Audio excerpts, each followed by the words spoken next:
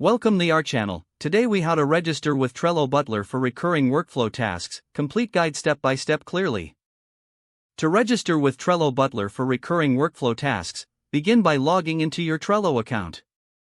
Once logged in, navigate to the board where you want to set up your recurring tasks. On the right side of your board, locate the automation button and click on it.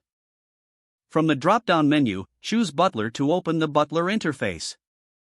You'll see three options: Card, Board, and Calendar. Select Board to create board-wide automation. In the Board Automation window, click on Create Command. Now, select Recurring from the available command options. Next, you'll need to name your recurring command clearly. Specify the frequency of the task by choosing from options like daily, weekly, monthly, or a custom interval. After selecting the frequency, indicate the start time for when the task should occur. In the Actions section, choose what you want the butler to do when the task recurs. You can create new cards, move cards, or add checklists, depending on your workflow needs. Once you've defined your actions, review your command to ensure everything is set correctly.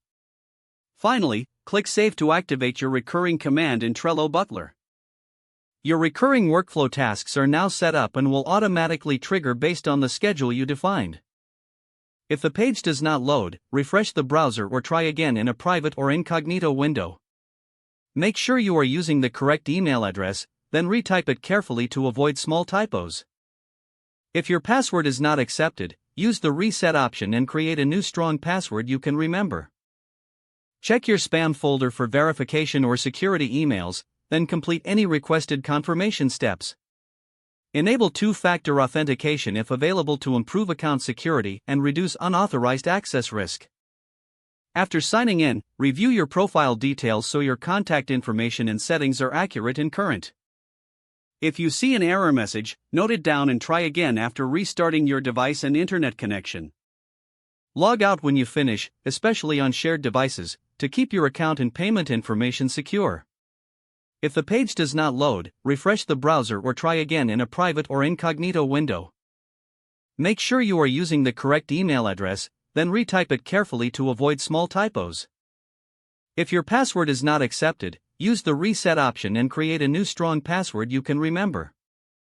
Check your spam folder for verification or security emails, then complete any requested confirmation steps.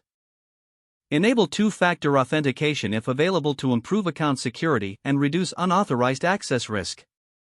After signing in, review your profile details so your contact information and settings are accurate and current. Don't forget to like this video and subscribe to our channel for more step-by-step tech guides.